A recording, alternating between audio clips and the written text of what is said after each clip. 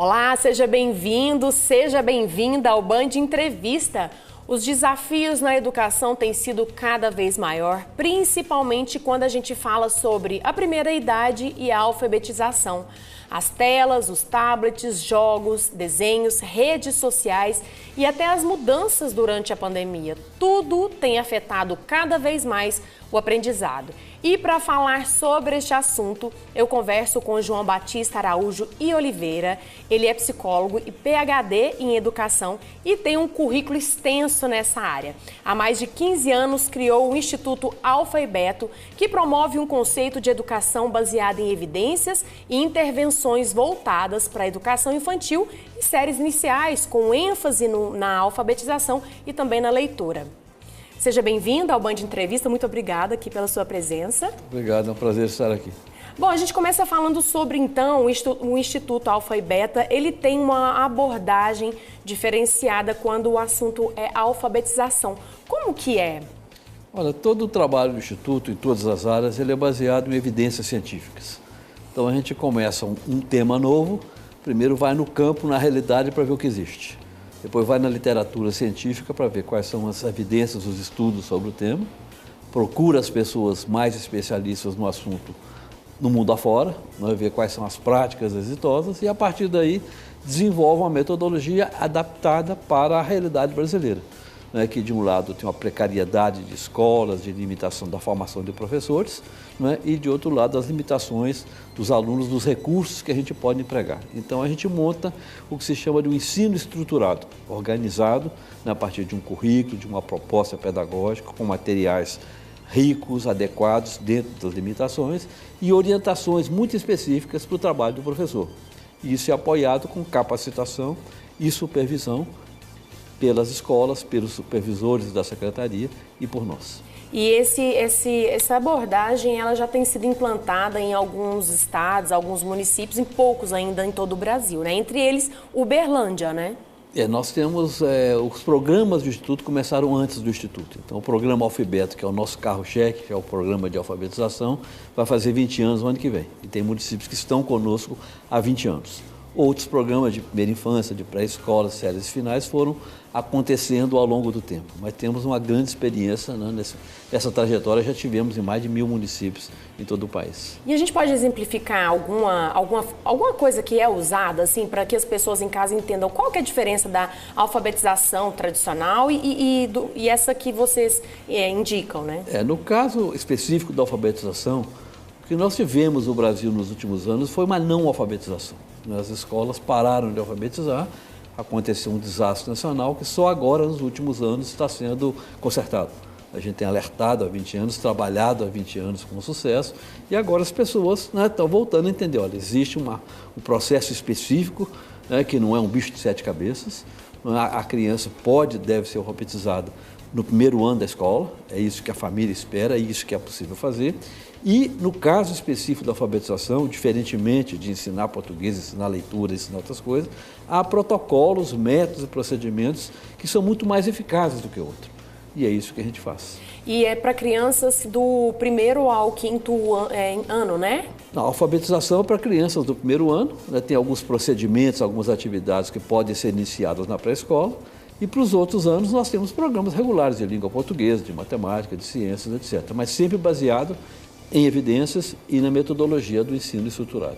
Essa parceria, por exemplo, foi feita em Uberlândia em fevereiro. Agora, em julho, a prefeitura acabou até divulgando que o resultado, né, do pacto pela alfabetização, que foi essa parceria feita com vocês, até com outros institutos, tem sido bem aceito, o resultado bem positivo. Como que é feita essa implantação? Os professores, eles passam por um treinamento? E nós temos a nossa operação regular e temos uma operação especial com o Pacto, que é uma iniciativa do Instituto Raiar e aqui em Uberlândia do Instituto Projeto de Vida, e que tem apoiado, no caso, a Prefeitura de Uberlândia, como em outros municípios do Brasil, de maneira a fazer o envolvimento da comunidade escolar e, a partir daí, nós entramos com o processo de capacitação dos gestores da secretaria, dos gestores da escola, dos supervisores pedagógicos e dos professores. E tem um processo de acompanhamento regular, que é esse que deu esses primeiros resultados, em que a gente tem o foco em 3 grandes indicadores. a frequência dos alunos da escola, que é o essencial. Se for a escola, pode aprender, se não for, não tem condição. O andamento do programa, quer dizer, o ritmo de você ministrar o currículo dentro do ano letivo, dentro do previsto, então ensina as pessoas a planejar e executar no tempo, como esse programa aqui, tem um tempo limitado, e a avaliação, que é frequente e que nos dá, então, os resultados. E os primeiros resultados desse primeiro bimestre aqui em Uberlândia já mostram que há diferença. Como nós fizemos pré-teste no passado, podemos comparar e a gente vê que as coisas começam a acontecer. Um pouco desiguais ainda, mas uma escola vai aprendendo da outra e as coisas progressivamente, certamente irão se ajustar e teremos resultados muito bons até o final do ano. Bacana. Agora, João Batista, em relação a governo e educação, por exemplo, a gente vê que quando o governo investe na educação é o primordial. Muitas vezes a gente percebe que a educação é lógica, é a base, e muitas coisas falam, tem que focar, tem que se investir mais na educação. Esse é um dos desafios do governo, do próximo governo, talvez, o foco na educação. Olha, uma coisa é o foco da educação, outra é investir. O Brasil investe muito mal.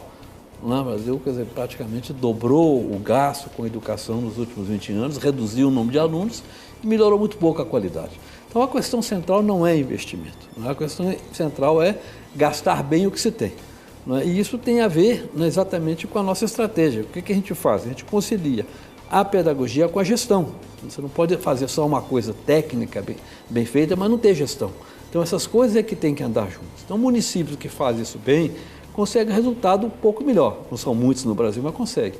Agora, municípios que só gastam dinheiro, não tem nenhuma relação no Brasil entre gasto e desempenho. Mas tem alguma relação entre gastar bem e desempenho. Diante disso, o que o senhor tem assim, a dizer pela sua experiência? Quais são os desafios dos próximos gestores, pelo que a gente tem passado, assim, pelas essas mudanças que vem sofrendo na educação? Olha, você tem desafios de curto prazo e de longo prazo. O grande desafio de longo prazo no Brasil é você conseguir atrair para a carreira de professor pessoas muito bem qualificadas. Quer dizer, o Brasil passou, quem tiver uma dimensão histórica, da década de 50 para cá, 70 anos, um processo de explosão da população e, portanto, de explosão também da educação, muita demanda. Em 1950 a gente tinha 60 milhões de habitantes, mais ou menos, e a Itália, a Alemanha, a França tinham 60 milhões de habitantes. Hoje eles têm ainda 60 milhões de habitantes, ou um pouco mais. Nós chegamos a ter 60 milhões de alunos em escolas. Em 1950 não tinha quase ninguém. Então foi uma explosão muito grande. E aí, muita escola, muito professor, mas perdemos a qualidade. Há 20 anos começamos a reduzir a taxa de nascimento. Reduziu brutalmente. Nasciam por ano 3 milhões e meio, hoje estão nascendo 2 milhões e 700 e já passava 2 milhões e pouco.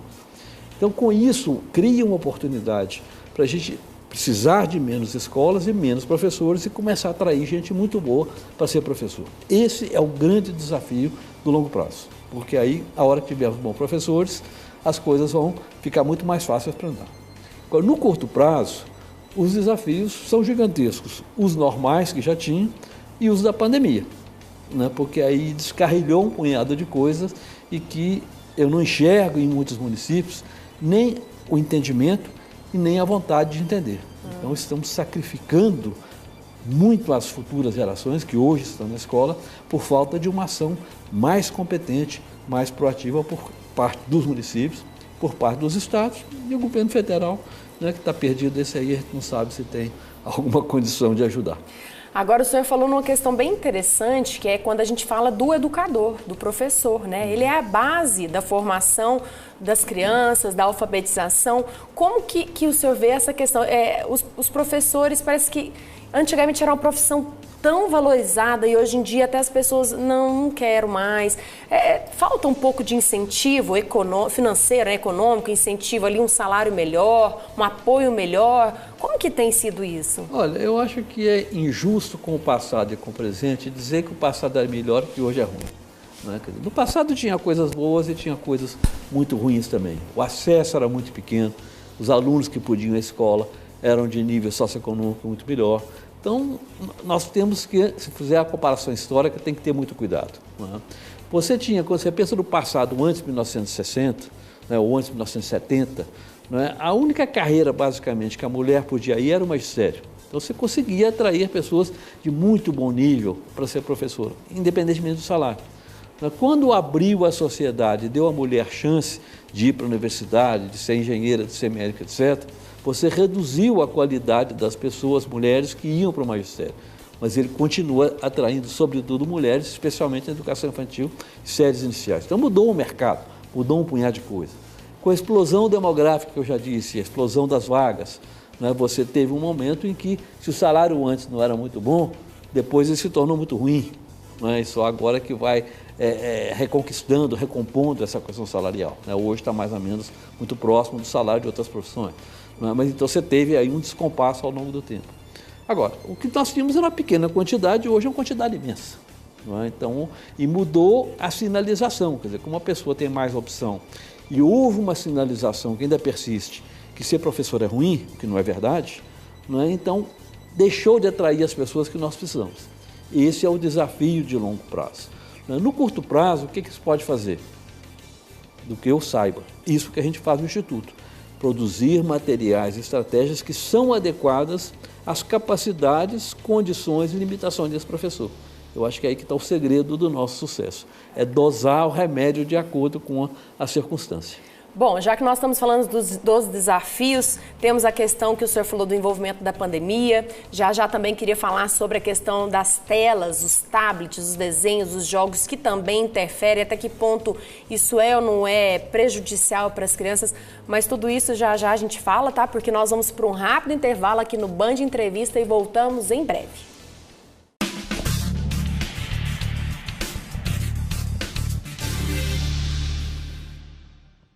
Dinheiro que você precisa? Neste domingo tem 200 mil reais no quarto prêmio. No primeiro, segundo e terceiro prêmio, 10 mil reais em cada. E no quarto prêmio, 200 mil reais, mais 30 prêmios de R$1.000 cada. Viver é se sentir pleno nas pequenas coisas, no sorriso de quem amamos, nas experiências de vida que compartilhamos ao lado de quem te acompanhou por toda a vida ou de quem acabou de chegar. Ouvir a vida faz parte de quem nós somos. E para você desfrutar cada um desses momentos, a Clarivox vai dar a sua idade em desconto nos aparelhos auditivos. Mas corra, é por tempo limitado. Clarivox, para você curtir os sons. Consulte condições. Fim de mês turbinado. Quem compra no Bahamas, compra mais barato. Só neste domingo. Massas cortadas com ovos Roberta 500 gramas, 2,29. Farinha de trigo Sol, tipo 1 kg, 4,89. Lasanha Seara 600 gramas, 9,98. Picanha suína temperada Saudade, 20,90 kg. Nectatia 1 litro, 4,78. Heineken 350 ml, 4,18. Kit lâmpada LED Avante 7 watts com 3 unidades, 9,99. Fim de mês turbinado Bahamas. É pra levar tudo. É dinheiro que você precisa? Neste domingo tem 200 mil reais no quarto prêmio. No primeiro, segundo e terceiro prêmio, 10 mil reais em cada. E no quarto prêmio, 200 mil reais, mais 30 prêmios de R$1.000 cada.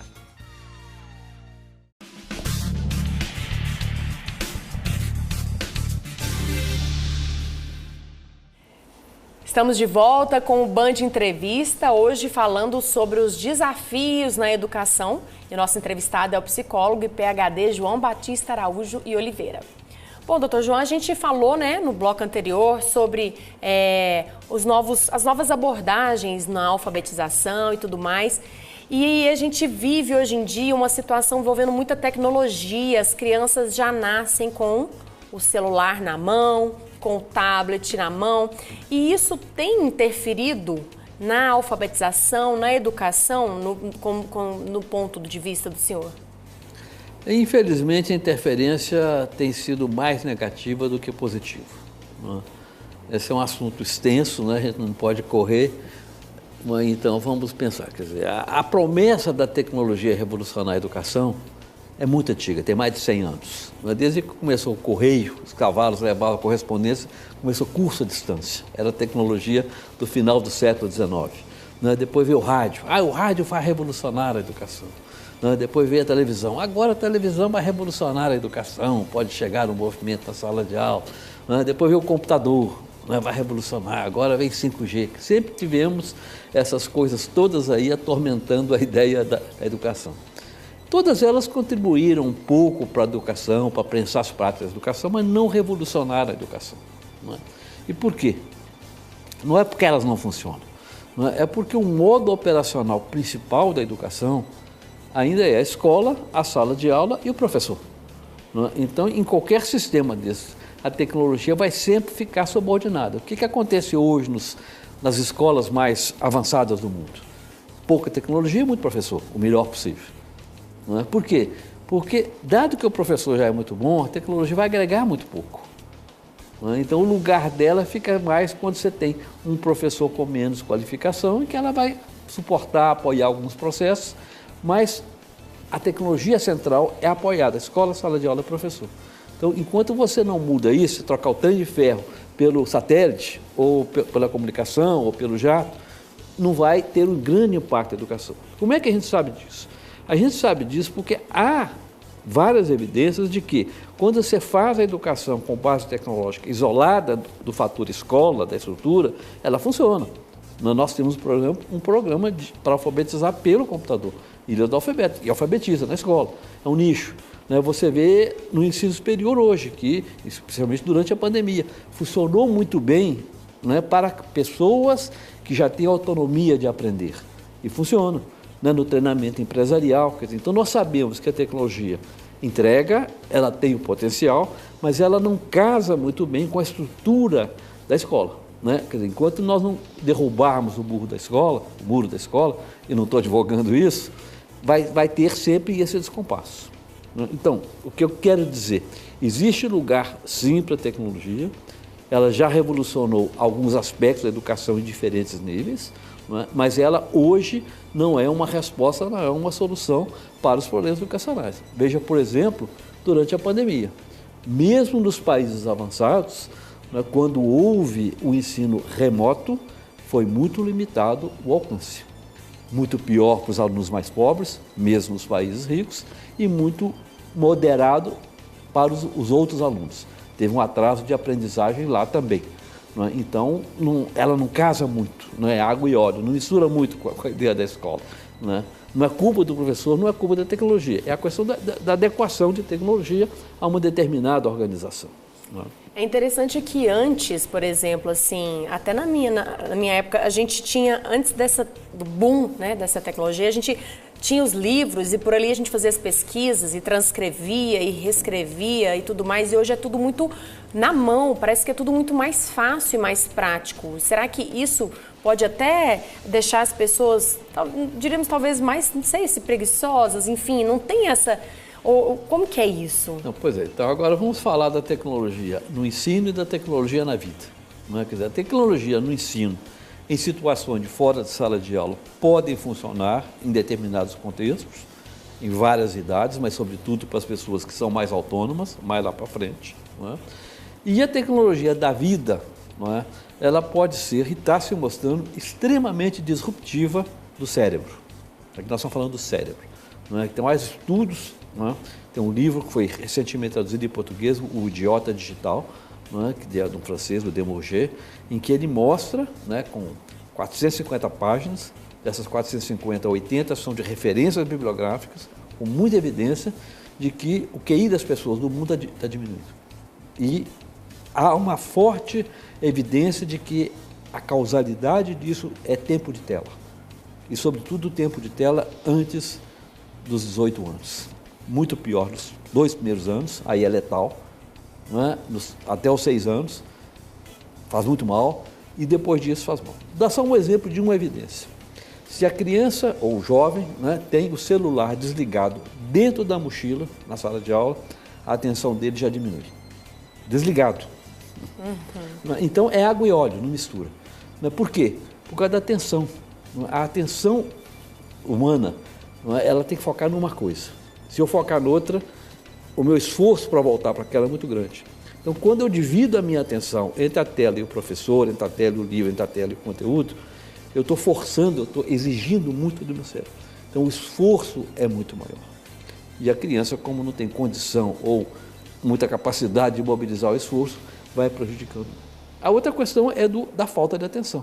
Quer dizer, como a tentação da telinha, de ficar o dedo inteiro o tempo todo aí, ela é muito grande. E entre doce de leite e trabalhar sério, doce de leite é muito mais gostoso. Com certeza, então você né? vai para o lado mais fraco. Né? E isso começa a tomar o exemplo de casa. Né? Quer dizer, os adultos, as pessoas, as mães, os pais, as avós que ficam o dia inteiro na telinha, estão dando uma mensagem para a criança: olha, a vida de adulto é assim. E é a pior herança que você pode dar para a criança, né? Porque ela não vai aprender a disciplina, a atenção, a concentração, que é essencial para poder você estudar e aprender. E é difícil, como que a gente adapta então a essas mudanças, já que a gente vive num mundo tecnológico? Olha, quer dizer, lutar contra o mundo é muito difícil, né? Mas essa é a função da família, sempre foi. Né? O mal sempre existiu, as tentações da vida sempre existiram, né? E muitas famílias conseguiram educar as pessoas em princípios. Né? Ora, o mundo é desonesto, mas você não tem que ser desonesto. Incentiva a leitura a um livro, por exemplo, né? Trocar o telefone por um livro. Olha, quer dizer, o que todo mundo precisa de fazer, quem tem criança, é não usar celular em casa, né? E ter horários e ter regras muito rígidas para os adultos. Para a criança não tem que ter celular, né? Não tem que ter acesso. Né? Até 2 anos é proibido. A Associação Médica Brasileira Pediátrica disse isso. Até 2 anos, isso não é assunto para a criança. Devia ser um crime, devia ser criminalizado esse comportamento. Faz mal para o cérebro, faz mal para o futuro da criança. Né? Agora, obviamente, né, o pai e a mãe que lê com a criança, que dedica a criança, que brinca com ela, que se devota a ela, vai ter outras coisas interessantes para a criança, ou mais interessantes do que o celular.